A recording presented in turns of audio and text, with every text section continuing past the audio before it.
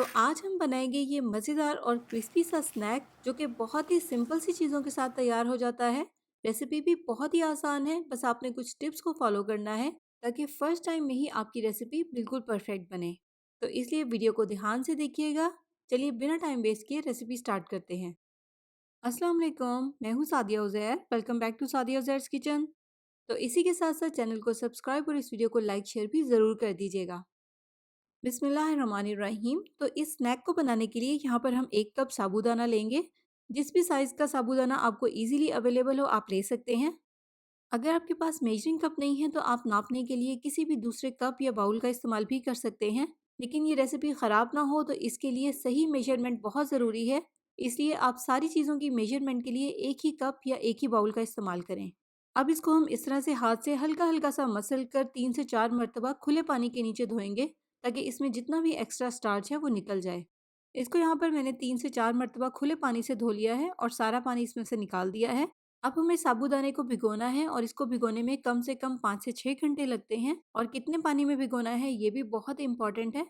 तो 1 कप हमने साबूदाना लिया था, उसी कप से नापकर इसमें हम पौना कप पानी का शामिल करेंगे। पानी की ये परफेक्ट मेजरमेंट है। अगर आप इसमें इससे ज़्यादा पानी शामिल करेंगे तो साबूदाना एक्स्ट्रा सॉफ्ट हो जाएगा, और अगर आप पानी कम शामिल करेंगे तो सेंटर से ये ड्राई रह जाएगा। और इस रेसिपी के लिए साबूदाने का सही से भीगा होना बहुत ज़रूरी है। यहाँ पर मैंने इसको ओवरनाइट के लिए भिगो दिया था। आप देखें साबूदाने ने सारा पानी अच्छे से एब्जॉर्ब कर लिया है और कितना खिला खिला है। इसमें बिल्कुल भी एक्स्ट्रा पानी नहीं है।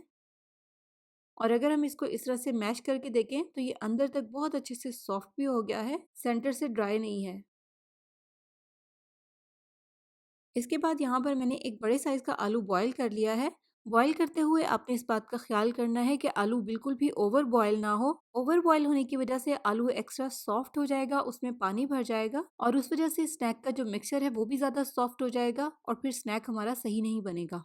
तो आलू को भी हम इसमें मेजर करके शामिल करेंगे, लेकिन उससे पहले इसको हम इस तरह से ग्रेटर की बारीक वाली साइड से ग्रेट कर लेंगे। बस इसमें कोई भी गुठली ना रहे। आप चाहें तो आप इसको मैशर की मदद से या कांटे की मदद से भी मैश कर सकते हैं।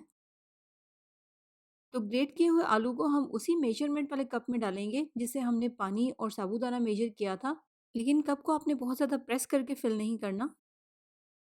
इस तरह से देखें, हल्के हाथ से इसको फिल करना है, बहुत प्रेस नहीं करना।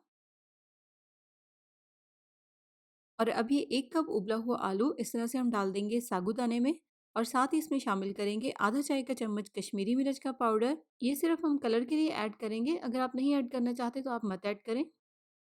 3/4 टीस्पून या हस्बे जायका नमक, आधा चाय का चम्मच या हस्बे जायका लाल मिर्च का पाउडर, एक बारीक चॉप की हुई सब्ज़ मिर्च, 1 चाय का चम्मच भुना और कुटा हुआ ज़ीरा। इसके अलावा आधा कप मूँगफली को इस तरह से मोटा-मोटा सा क्रश करके इसमें शामिल करेंगे। यहाँ पर मैंने आधा कप से थोड़ी-सी कम ली है, आप इसमें आधा कप तक मूँगफली ऐड कर सकते हैं। अब यहाँ पर हमें इसकी मिक्सिंग बहुत अच्छे से करनी है। साबूदाने का थोड़ा-सा स्टार्च जब आलू के साथ मिक्स होगा तो इनकी बाइंडिंग बहुत अच्छे से होगी और फ्राई करते हुए ये टूटेंगे नहीं। लेकिन साबूदाने को हमें बिल्कुल मैश नहीं करना, इस बात का ख़्याल रखिएगा। इसके अलावा इसमें हम थोड़ा-सा बारीक कटा हुआ हरा धनिया और आधा चाय का चम्मच हल्दी भी शामिल करेंगे, जो कि स्टार्ट में मुझसे मिस हो गई थी, और इन्हें भी इस मिक्सचर में मिक्स कर लेंगे।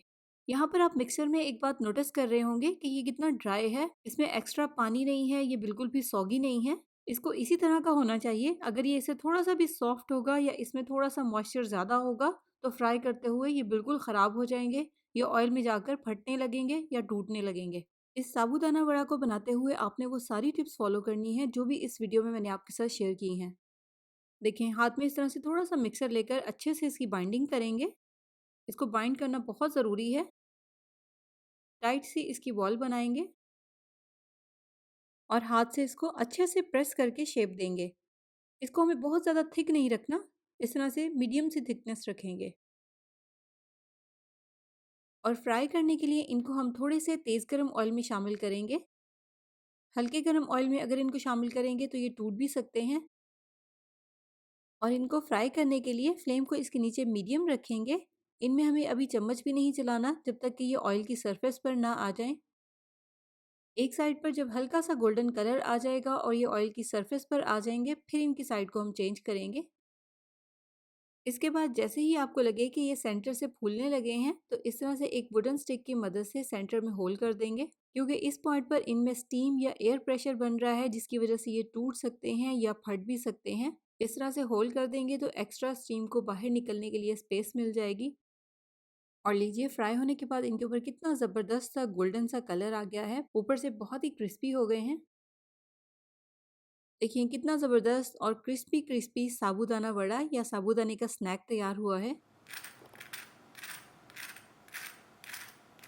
तो ट्राई कीजिएगा, सिंपल सी चीज़ों के साथ तैयार होने वाली एक बहुत ही सादा सी रेसिपी है, लेकिन बहुत ही मज़ेदार भी है।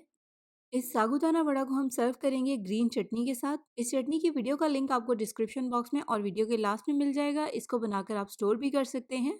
तो जाते जाते वीडियो को लाइक शेयर, चैनल को सब्सक्राइब ज़रूर कीजिएगा। अपना बहुत सा ख्याल रखिएगा, दुआओं में याद रखिएगा। Thank you for watching. अल्लाह हाफिज़।